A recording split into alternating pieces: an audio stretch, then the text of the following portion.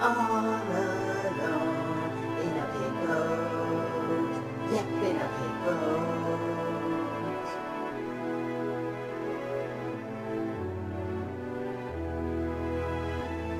Everybody needs a pig boat. I love my little pig boat. It's a boat shaped like a pig. Yep, it's a pig boat. Yep, it's a pig boat. Pig boat, pig boat, yeah.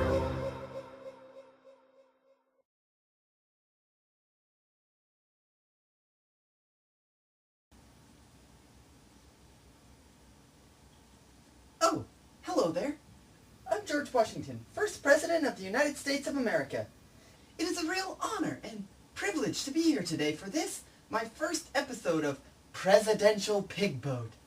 I know some of you may be wondering, how can this puppet pull off doing an entire show by himself? Well, don't! I'm perfectly capable.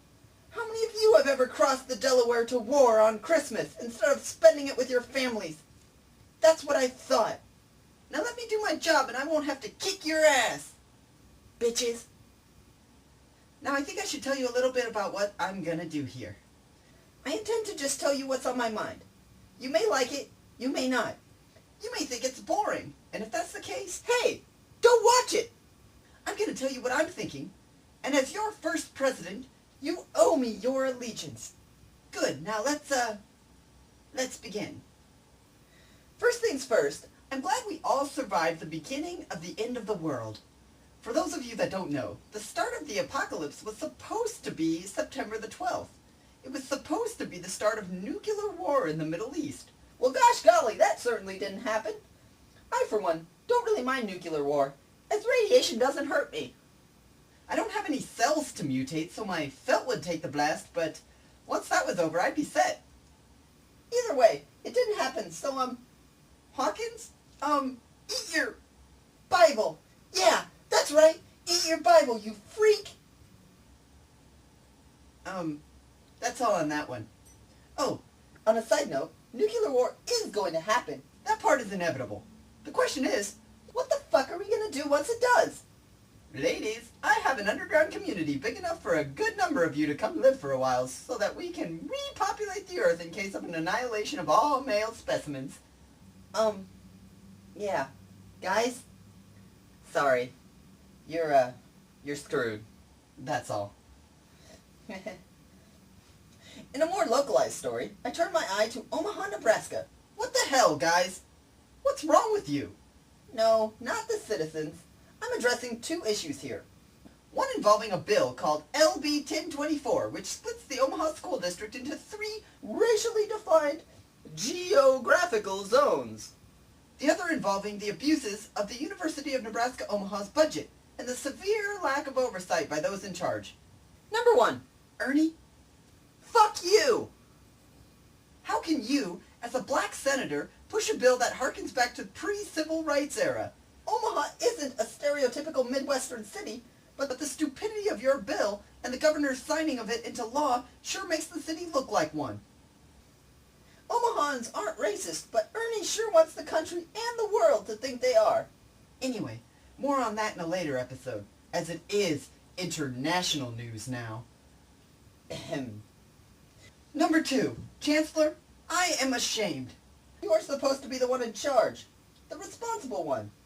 I'm glad you've chosen to resign, because your leadership has been a blight on the university for a length of time that will be determined as the investigation into the budget issues continue. Your Vice Chancellor's lavish charges to the university accounts for personal spending couldn't have gone unnoticed by your watchful eye, could it have? And, if it honestly did, do you mind if I come visit you and go through your purse? After that, I'd like access to your house and car keys, as well as your banking information and the keys to any safes or lockers that you may currently be in possession of. To this whole thing I say, good riddance, Chancellor. The university welcomes this refreshing breath of fresh air. Honesty, integrity, and security are once again present. I've said enough.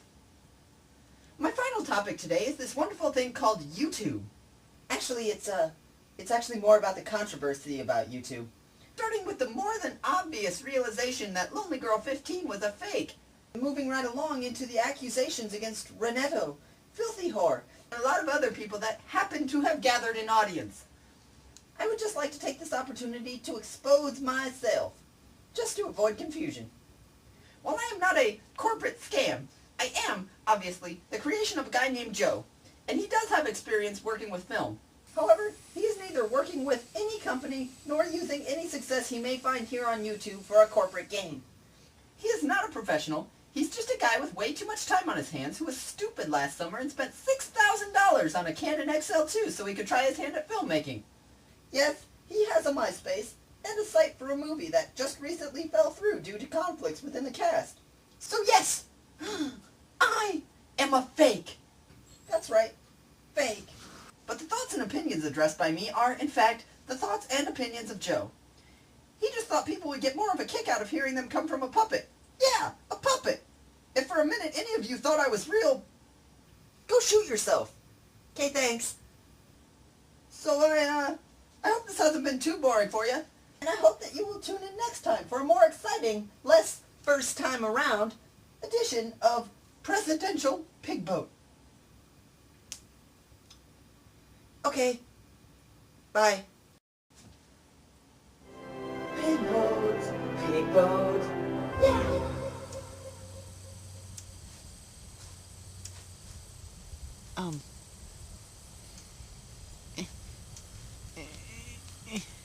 Okay, goodbye.